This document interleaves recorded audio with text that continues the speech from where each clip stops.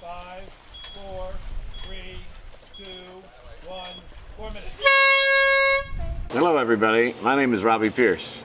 Welcome to the 2010 Robbie Pierce One Design Regatta.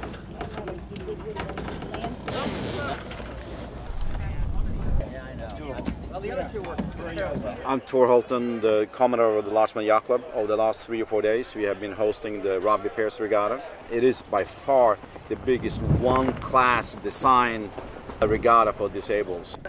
And the unique thing about this regatta is that it really is all-inclusive. We open it up, you can be any kind of disabled that you might be, and we open it up to everyone. From deaf sailors to blind sailors, sailors with spinal cord injuries, amputees, and people with disease processes like multiple sclerosis, and they're all sailing and competing together on the water at the same time.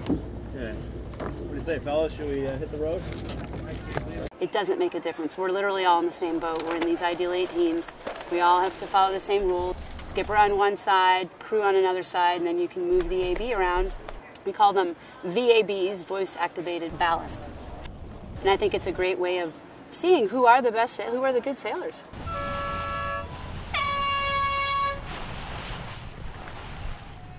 They are true athletes in what they have overcome and in terms of their ability to sail. One of the things we try to do at events of this nature is to bring in some of our elite coaches and skilled coaching sailors from around the United States. And by bringing in great coaching staff, we can impart our knowledge base and show, especially the up-and-coming sailors, what the possibilities are and what exists for them out there in the field. It's not just going for sailboat rides. It's great practice, good competition. It's also an opportunity to sail against people you normally don't sail against. And I really enjoy sailing with the variety of disability that we sail with. As we came around the Windward Mark, one of the blind teams was there, right next to us, and Com said, "That's a sight I'll never forget," because the blind guys turned, they're like facing the opposite direction and driving the boat with their face into the wind, and it really is a sight that you will never forget in your life. This is my first disabled sailing regatta. It was a great experience to get thrown into the racing environment and kind of like a trial by fire. Handicap sailing is like handicap skiing. To give disabled people a venue where they can beat up on each other and on other people, and they do it. And it's fun. To see those boats so tight at the weather marks and all finish within less than a minute of each other is terrific. Gave blood for the boat. He came to me with a bloody head and I said, "I don't have time, I'm trying to get the starting sequence." So he saw that we were more concerned about getting the start time than his poor bleeding head. This is probably the first sport I've ever done that didn't involve using a wheelchair.